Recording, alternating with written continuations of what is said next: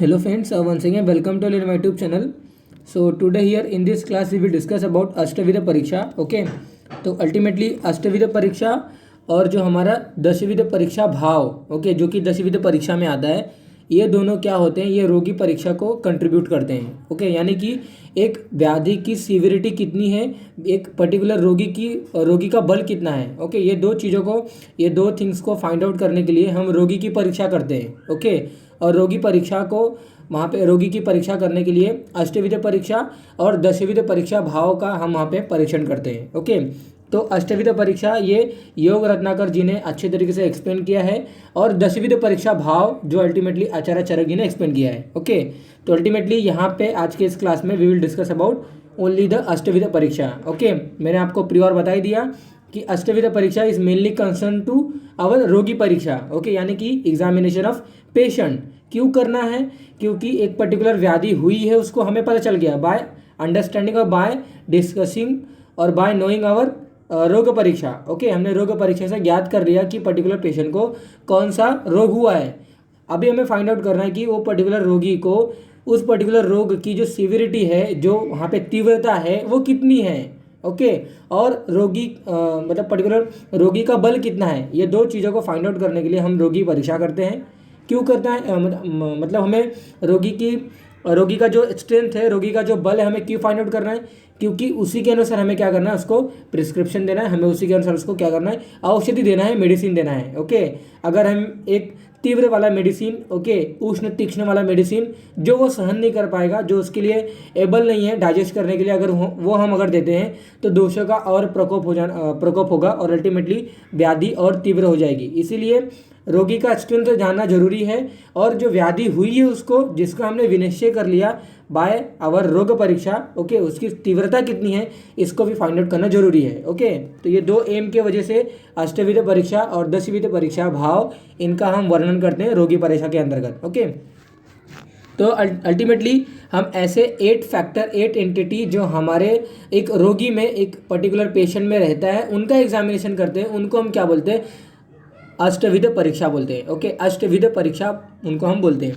तो रोगी में सामान्य विकृति के आकलन की दृष्टि से, ओके विकृति दैट नथिंग बट जो खराब हुए हैं, जो दुष्टि हुई है, ओके पर्टिकुलर अगर हम व्याधिग्रस्त हैं, ओके अगर हम व्याधि से ग्रसित हुए हैं, तो वो जो 8 फैक्टर है ना, उनमें कुछ ना कुछ प्रॉब्लम हुए रहते हैं. ओके और अल्टीमेटली अगर उनका जो डिटेक्शन है अगर हम प्रॉपर कर लिए तो व्याधि की जो पर्टिकुलर जो व्याधि है वो तो हमें उसमें कंफर्म तो हम हो ही जाएंगे, उसके साथ साथ उसकी तीव्रता में भी हम वहाँ पे फाइंड आउट कर सकते हैं. ओके तो रोगी में सामान्य विकृति के आकलन की दृष्टि से निम्नलिखित अष्टविध परीक्षा करनी चाहिए. Respectively we have to examine 8 factor, 8 entity present in the particular patient. Okay ये देखिए बहुत ही इंपॉर्टेंट श्लोक है योग रत्नाकर का. तो रोग आक्रांत शरीर से स्थानानि अष्टो परीक्षेद नाड़ी मुद्रा मलम जीवा शब्द स्पर्श दृक आकृति ही. Okay one second I am repeating the same shloka. बहुत ही सिंपल श्लोक होते हैं. श्लोक याद करने के लिए कोई बड़ा ट्रिक या फिर बहुत बड़ा वहाँ पे नॉलेज की रिक्वायरमेंट नहीं होती है. जस्ट आपको श्लोक पढ़ने आना चाहिए. You have to just proper read out करने आना चाहिए. ओके रोग आक्रांत शरीर से, अगर रोग का आक्रांत हो जाएगा, रोग अगर हमें दुष्ट करेगा हमारे शरीर को, स्थानानी, ओके ऐसे 8 स्थान हैं हमारे शरीर में. ओके अष्टो स्थानानी अष्टो परीक्षित. वो कौन से? नाड़ी मुद्रा मलम, नाड़ी है, मूत्र है, मल है, जीवा है, शब्द स्पर्श दृक आकृति ही. ओके तो ये 8 फैक्टर है हमारे बॉडी में, जिनका एग्जामिनेशन हम अगर करते हैं तो व्याधि का विनिश्चय हम तो कंफर्म कर ही लेंगे, व्याधि की सीवियरिटी भी पता कर लेंगे और रोगी का बल कितना है ये भी हम फाइंड आउट कर लेंगे. तो अल्टीमेटली जो रोगी का जो बल है ना, उसको फाइंड आउट करने के लिए मेनली हमारा जो फोकस होता है वो हम दशविध परीक्षा भाव के द्वारा पता करते हैं. ओके तो once again I am repeating the same श्लोक, सॉरी सेम थिंग. ओके यानी कि पर्टिकुलर मैंने आपको बताया 2 एम होता है रोगी परीक्षा का. एक तो व्याधि की सीवियरिटी पता करने के लिए, दूसरा रोगी के बल निकालने के लिए.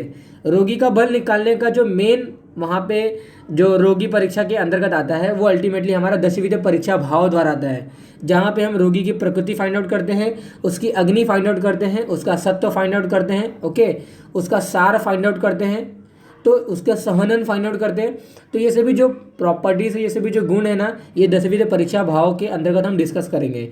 तो वहाँ पे अल्टीमेटली मैं सेम थिंग बता रहा हूँ कि दशविध परीक्षा भाव जो होता है वो रोगी के बल को फाइंड आउट करने के लिए होता है, और अष्टविध जो परीक्षा भाव है मेनली वो जो रोग है ना उसको विनिश्चय करने के लिए, उसका मतलब पर्टिकुलर जो रोग है वो पर्टिकुलर रोग है या नहीं, ओके, यानी कि उसका कंफर्म करने के लिए, to confirm that particular diagnosis, okay. तो रोगी के आक्रांत को आइडेंटिफाई करने के लिए नाड़ी, मूत्र, मल, जीवा, शब्द, स्पर्श, दृक, आकृति, ये सभी हम वहाँ पे उसका एग्जामिनेशन करते हैं। नाड़ी परीक्षा में अल्टीमेटली पल्स एग्जामिनेशन जिसे हम आमतौर पे बोलते हैं, ओके। तो हाथ के अंगूठे के मूल में जो धमनी होती है, और ऑलरेडी आप जानते हो कि जहाँ पे रेडियल आर्टरी जाती है, ओके, तो अल्टीमेटली रेडियल आर्टरी जो होती है सुपरफिशियली होती है। एक ही आर्टरी, मतलब बहुत सारे ऐसे आर्ट्रियल पल्सेशन होते हैं जहाँ पे हम आर्टरी का पल्सेशन फाइंड आउट कर सकते हैं। इन दैट सेम में हमारे हैंड रीजन में, okay, towards the laterally, okay, वहाँ पे रेडियल आर्टरी एक जाती है जो कि सुपरफिशियली प्लेस है। वहाँ पे वो कहाँ पे स्थिर रहती है, वो पर्टिकुलर अंगूठे के मूल में, ओके, यानी कि root of the your thumb, हाथ के अंगूठे के मूल में जो धमनी है वो जीव साक्षिणी है। इसकी चेष्टा, उसके पल्स से हम पर्टिकुलरली सुख दुख का जो ज्ञान है उसको फाइंड आउट कर सकते हैं, ओके। तो सर्वोत्तम जो काल बताया गया वो प्रातः काल में हमें नाड़ी परीक्षा करनी चाहिए, ओके। कौन कौन से, ये देखिए वे बताया गया कि मेल का राइट हैंड से मेल के जो राइट हैंड से हमें नाड़ी परीक्षा करनी चाहिए, फीमेल के लेफ्ट हैंड से, और अगर वो नपुंसक है, वो अगर वहाँ पे ट्रांसजेंडर है तो उसको बोथ हैंड से हम कर सकते हैं, ओके। विधि क्या है, रोगी के हाथ को कोहनी से मोड़कर, ओके, उसको फ्लैक्स करना है, उसके पर्टिकुलर फोर आर्म को फ्लेक्स करना है, ओके। एंड अल्टीमेटली जो पर्टिकुलर फिजिशियन या फिर कोई पर्सन जो नाड़ी परीक्षा करने वाला है उसको अपने बाएं हाथ से उस पर्टिकुलर फोल्डेड हैंड को उसको आधार देना है, ओके, और अल्टीमेटली बाद में उसको उस पर्टिकुलर रोगी का वहाँ पे उसको नाड़ी परीक्षा करना है, ओके। तो ये देखिए यहाँ पे ये बताया कि अपने दाएं हाथ से, तो आप अपना दाएं हाथ देख सकते हो, या फिर अपने कोई भी आप हैंड देखिए, वहाँ पे जो आपके जो फर्स्ट फिंगर है, मिडल फिंगर है, जो रिंग फिंगर है, 3 फिंगर से हम क्या करते हैं, नाड़ी परीक्षा करते हैं। तो ऐसा बोला जाता है, ओके। ये जो फर्दर एक्सप्लेनेशन है वो फर्दर नीचे दिए गए हैं, ओके, तो हम इसको देखेंगे। तो अल्टीमेटली ये देखिए हाथ की तर्जनी, वही उन्हें फर्स्ट फिंगर, मध्यमा, मिडल फिंगर, अनामिका यानी कि रिंग फिंगर, अंगुली से अंगुष्ठ मूल तक, अंगुष्ठ मूल की एक अंगुल नीचे, ओके, जो रूट ऑफ द आपका जो अंगूठा है, जहाँ पे नी ज्वाइंट जहाँ पे रिस्ट ज्वाइंट पे आपका अंगूठा जहाँ पे आता है, उसके एक अंगुल छोड़कर वहाँ पे आपको नाड़ी परीक्षा वहाँ से स्टार्ट करनी चाहिए, ओके। नाड़ी परीक्षा कब कब नहीं करना चाहिए, अल्टीमेटली स्नान आफ्टर इमीडिएट बाथिंग, ओके। भूखा प्यासा अगर वो पर्टिकुलर मनुष्य है तो नहीं करना चाहिए। भोजन के तुरंत बाद नहीं करना चाहिए। अगर वो अल्कोहल पीता है तो इमीडिएट अल्कोहल कंज्यूम करने ड्रिंक किए हुए बंदे का नहीं करना चाहिए। व्यायाम से अगर कोई बंदा थक गया है, ओवर एक्सरसाइज हो गया है तो भी नहीं करना चाहिए, या फिर वो बहुत गुस्सा करता है, ओके, तो उस पर्टिकुलर सिचुएशन में हमें पर्टिकुलर पल्स का एग्जामिनेशन नहीं करना चाहिए। क्यों नहीं करना चाहिए, क्योंकि वहाँ पे जो पल्स होता है वो वेरी वाला पल्स होता है, यानी कि वो कंडीशन के अकॉर्डिंग वाला पल्स होता है, वो नॉर्मल पल्स नहीं होता है। नॉर्मल पल्स करने के लिए जो अल्टीमेटली वहाँ पे बताया गया है तरीका, वो अल्टीमेटली यहाँ पे बताया गया कि प्रातःकाल, ओके, प्रातःकाल यानी कि मॉर्निंग। तो विदाउट फूड इंटेक आपको प्रातःकाल ये करेंगे तो आपका नाड़ी परीक्षा जो होता है वो सक्सेसफुल हो सकता है, यानी कि वो करेक्ट हम वहाँ पे उसको डायग्नोस कर सकते हैं। दोषानुसार नाड़ी की अगर गणना करें तो अंगुष्ठ मूल से एक अंगुल छोड़कर तर्जनी के नीचे, ओके, यानी कि below the your first finger, वहाँ पे वात नाड़ी होती है, एंड बिलो द आपके मिडल फिंगर, वहाँ पे पित्त की नाड़ी होती है, और below the your ring finger, वहाँ पे कफ की नाड़ी का वहन होता है, कफ नाड़ी वहाँ से फ्लो होती है, ओके। ऐसा शास्त्रों में बताया गया है। वात आधिक्य में अगर वात दोष प्राबल्य होगा तो क्या होगा, आपकी जो नाड़ी होगी ना वो विषम होगा, इरेगुलर होगा, चंचल होगा, ओके, अनस्टेबल होगा, और जलोकावत, ओके। सराउंडिंग में आवाज़ वगैरह आ रहे हैं, चिल्ड्रंस वहाँ पे वो खेल रहे हैं, ओके। तो जलोकावत, ओके, और सर्पवत, जैसा सांप होते हैं ना वैसा वहाँ पे साउंड वगैरह आपको सुनाई दे सकते हैं, या फिर वैसे वहाँ पे आपको फील या फिर सेंसेशन हो सकता है, ओके। तो इरेगुलर जो पल्सेशन है वो हमें वहाँ पे वात आधिक्य में देखने को मिल सकता है। पित्त आधिक्य में नाड़ी जो होती है तीक्ष्ण होती है, शार्प होती है। कफ आधिक्य में क्या होती है, मंद होती है और बहुत ही स्लो होती है, ओके। नाड़ी परीक्षा में कौन कौन से विषयों का हमें वहाँ पे पता करना चाहिए, तो रेट, ओके, किस स्पीड में जा रही है वो पल्स, या रिदम, ओके, कितने पर्टिकुलर वो जो लब डब वो जो बोलते हैं ना हम, कि वहाँ पे हमें पल्सेशन हम फील कर सकते हैं, we can feel our own pulse, okay.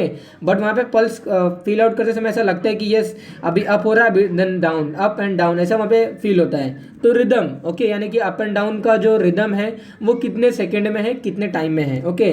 Then volume हम फाइंड आउट कर सकते हैं बाय अगर वो जो रिदम और जो रेट है अगर वो ज़्यादा वहाँ पे रिदम कम रहेगा और रेट अगर बढ़ा हुआ रहेगा तो हम वॉल्यूम फाइंड आउट कर सकते हैं कि यस बीपी बढ़ा हुआ है।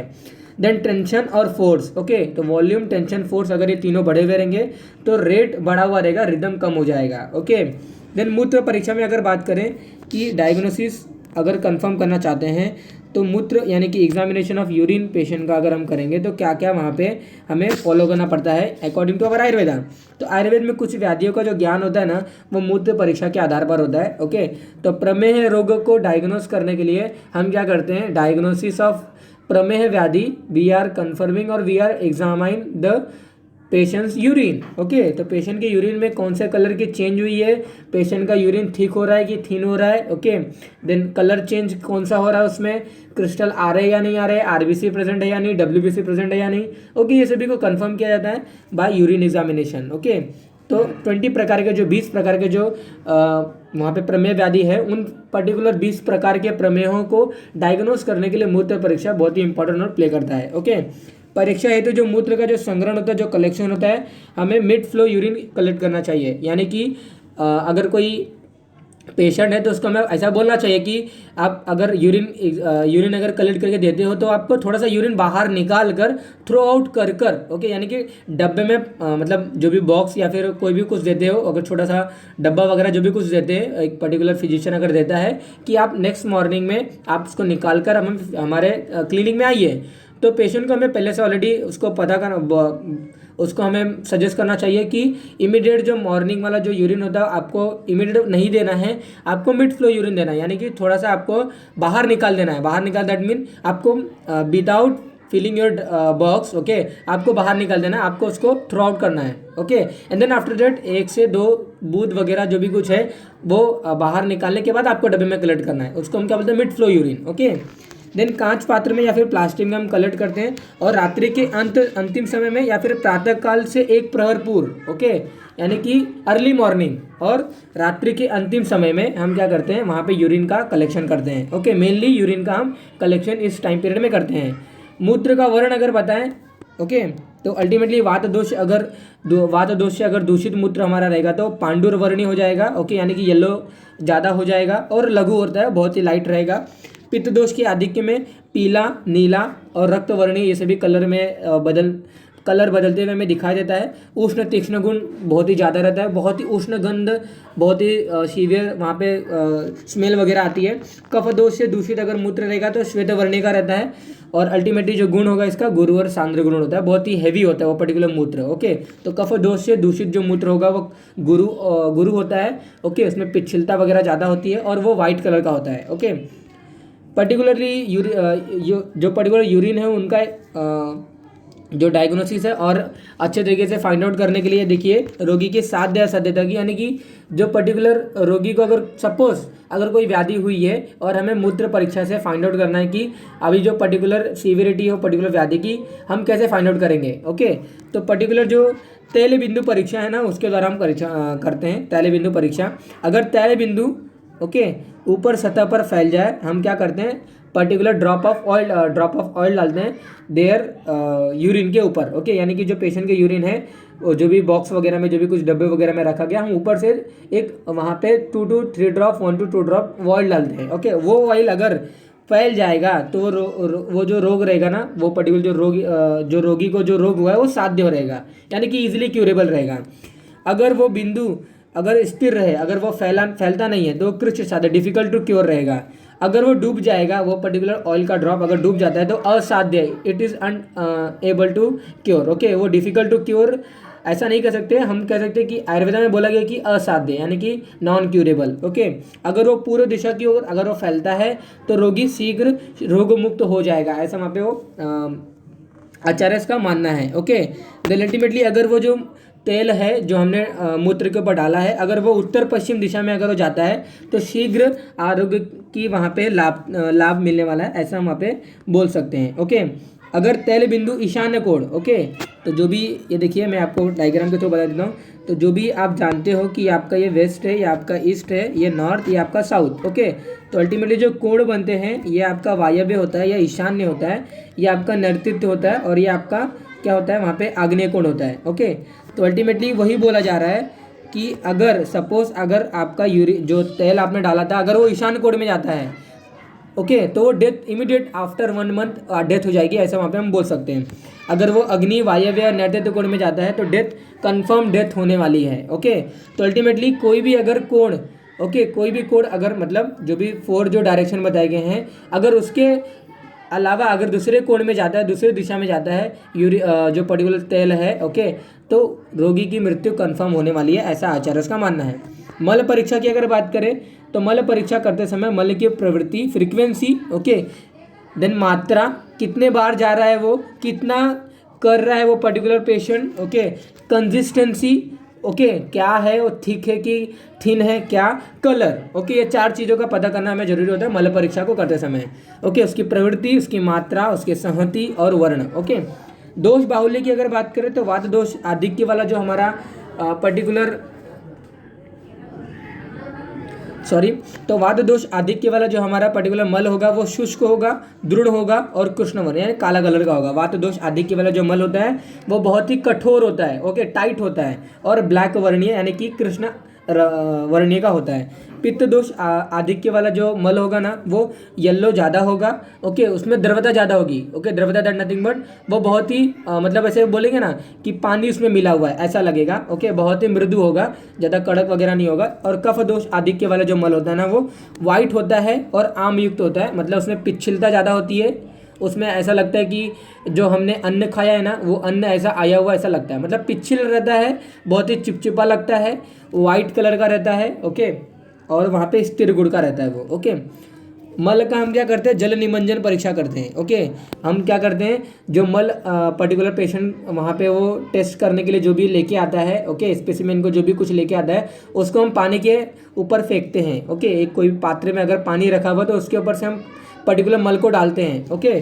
तो मल की साम निराम की परीक्षा हेतु मल को जल में डालकर चेक किया जाता है, ओके। तो साम दोष या निराम दोष को डिटेक्ट करने के लिए हम क्या करते हैं, मल को जल में डालते हैं, ओके। अत्यंत दुर्गंध युक्त, और अगर डूब जाए मल, ओके, अगर आपका मल अगर आपने पानी के ऊपर डाला और वो डूब जाता है, ओके, और बहुत ही बदबू आ रही है तो वो आम युक्त मल है, वो साम दोष मल है, ऐसा हम बोल सकते हैं। अगर वो बहुत ही स्वाभाविक गंध है, नॉर्मल वहाँ पे उसकी गंध है और तैर रहा है, वो मल डूबता नहीं है, तो वो निराम मल है, ओके। आम का कॉन्सेप्ट मैंने बहुत सारे अलग अलग वीडियोस में बताया है, लेकिन इसका एक स्पेसिफिक वीडियो में पर्टिकुलर वीडियो में ज़रूर अपलोड करूँगा, okay. Whenever I will get time definitely I will upload the concept of आमा, ओके। आम मतलब वही होता है कि अपाचित आहार, ओके। अपाचित आहार यानी कि जो हमने अन्न खाया वैसे ही फॉर्म में मल का आना, ओके। तो वैसे ही अगर फॉर्म में मल अगर आता है तो वो मल क्या होगा, डूब जाएगा, ओके, वो हेवी होगा, डूब जाएगा, और अल्टीमेटली क्या होगा, बहुत ही बदबू आती है उसमें से, तो उस आम को हम क्या बोलते हैं, उस पर्टिकुलर मल को क्या बोलते हैं, आम युक्त मल बोलते हैं, ओके। और अगर हमारे बॉडी में अगर आम बना हुआ है तो बहुत व्याधियों से हमें ग्रसित होना पड़ता है, ओके। तो वेदर आम का हम क्या करते हैं, आम का कंफर्म करने के लिए जल निमंजन परीक्षा करते हैं मल का, ओके। अगर पेशेंट को वहाँ पे आम की संभवती होती है, अगर आम वहाँ पे फाइंड आउट होता है तो वहाँ पे हम बोल सकते हैं कि आम के वजह से उसके जो रोग हुआ है उसको आम की वजह से इसको पर्टिकुलर रोग है या फिर रोग हो सकता है, ओके। तो अल्टीमेटली आम को डिटेक्ट करने के लिए हम क्या करते हैं, मल का जल निमंजन परीक्षा करते हैं। यदि आम मल अत्यंत पतला हो तो वह जल पर तैरने लगता है, ओके, और यदि निराम मल हो तो गुरु वह जल में डूब जाता है, ओके। ये जैसे मैंने आपको बताया, तब उसकी गंध और गुण में आइडेंटिफाई करने का। जीवा परीक्षा की अगर बात करें, टंग एग्जामिनेशन की अगर बात करें, ओके, तो ये देखिए हेल्थी पर्सन का जो टंग होता है वो बहुत रेडिश होता है, स्वच्छ होता है, कोई कोटिंग वगैरह उसके टीथ पे नहीं दिखाई देती है, और गीला वो हमेशा वो गीला रहता है, शुष्क नहीं रहता है, ओके।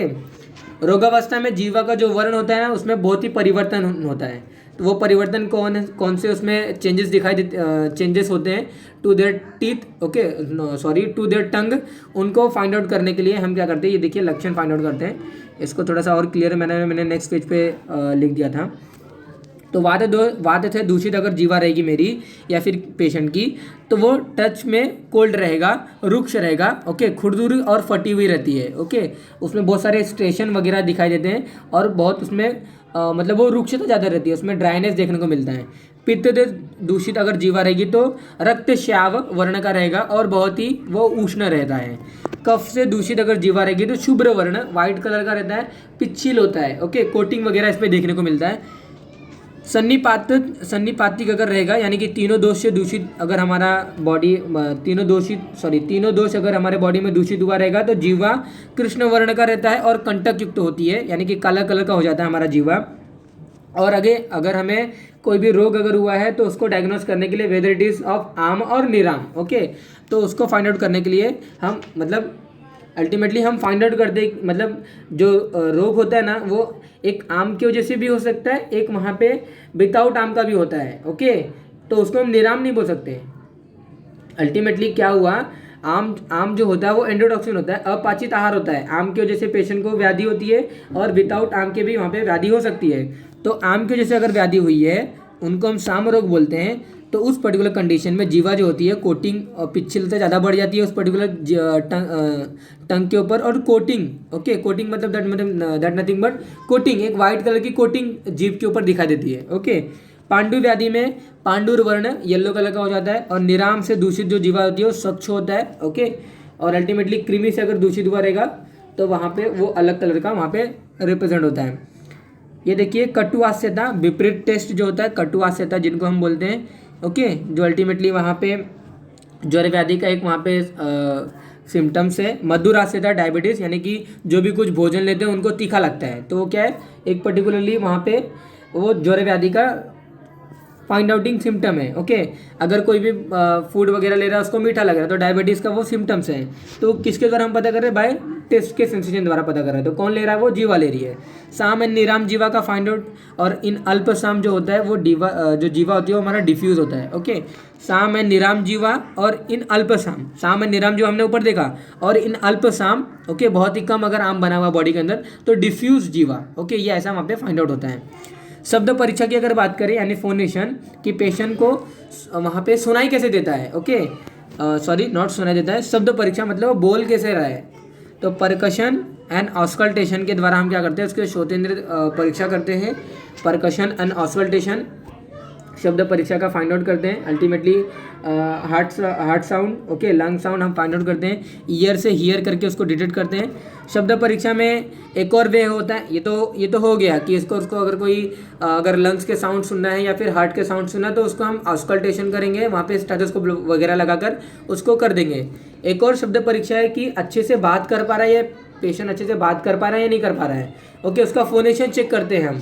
प्रवर शब्द, मध्यम शब्द और हीन शब्द, ये तो हमने देख लिया, ये हमारे ऊपर है कि हमको क्या सुनाई देगा by our auscultating method, by our percussion method, okay.